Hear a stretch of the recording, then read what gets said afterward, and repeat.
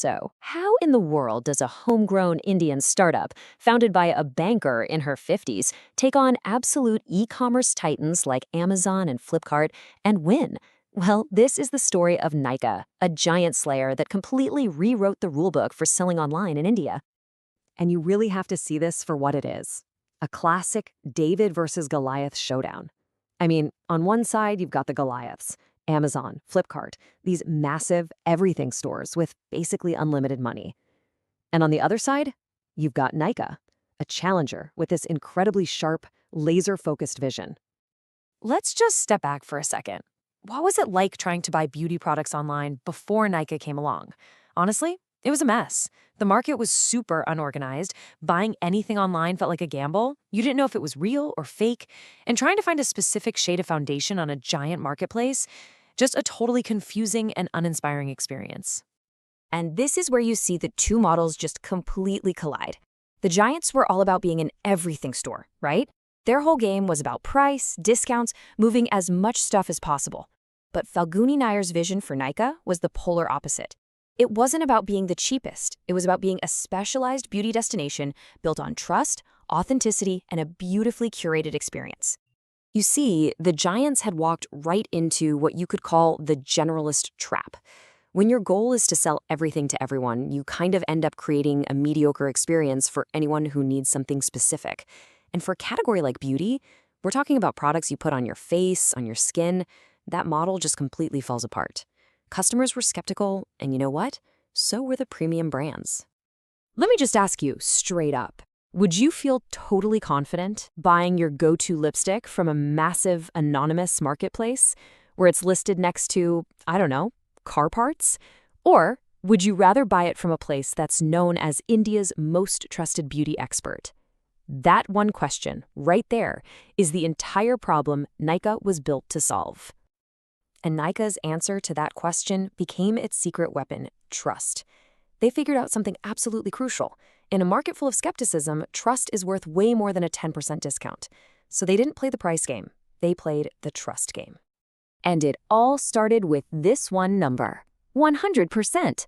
A simple but game-changing promise. Every single product is 100% authorized and authentic, sourced directly from the brands.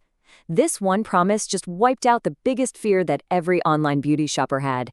It immediately put Nykaa in a league of its own. But they didn't just stop with a guarantee. Oh no. They built what I like to call a trust engine.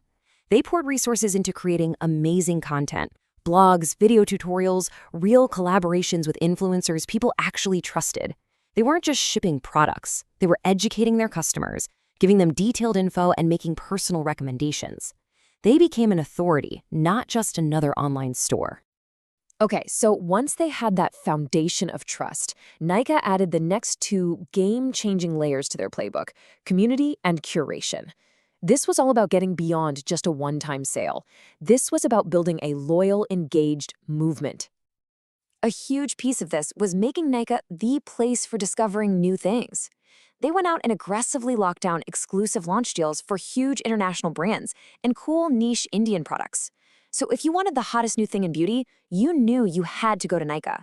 And that right there is a powerful defense that the giants just couldn't break through. And then came the absolute masterstroke, the omnichannel effect. They created this perfect loop. You could be scrolling through their amazing app, discovering products, watching tutorials, and then you could literally walk into a beautiful Nykaa store to touch it, test it, and get advice from a real expert. That combination of online ease and offline credibility, it was something Amazon and Flipkart simply could not replicate. So what happens when you execute a strategy this perfectly? Well, the result wasn't just a little bit of success. It was a billion-dollar knockout blow that sent shockwaves through the entire industry. And the rise was just incredibly fast. I mean, think about it. They were founded in 2012, they kick off that crucial omnichannel strategy in 2015, and by 2021, they have a blockbuster IPO that just shatters records and solidifies their place as the king of the market. And if you look at the beauty battleground specifically, NYKAA didn't just compete, it completely dominated. They crushed the giants not just in sales, but also in locking down those exclusive brand partnerships. It was absolute proof that a smart, focused strategy can totally beat brute force and massive scale. And that incredible IPO success led to a truly historic moment. Falguni Nair became India's richest self-made woman. This wasn't just a win for the company, it was this incredible personal victory that proved her sharp, focused vision was right from day one. You know, this whole journey is just packed with powerful lessons. So for this last part, let's break it all down. Let's distill NYKAA's success into a clear, actionable playbook for any founder, for any marketer watching this. All right, here are the 3 big takeaways. Number 1, focus kills giants. You win by owning a super sharp, specialized niche better than anyone else. Number 2, build a trust engine. Forget about price wars, especially in new markets. Trust is your most valuable asset. And third, create a community.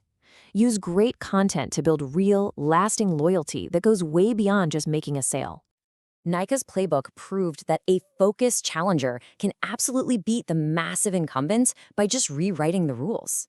It's such a powerful reminder that in e-commerce, being the biggest doesn't always mean you're going to win. So it kind of leaves us with one big question, right?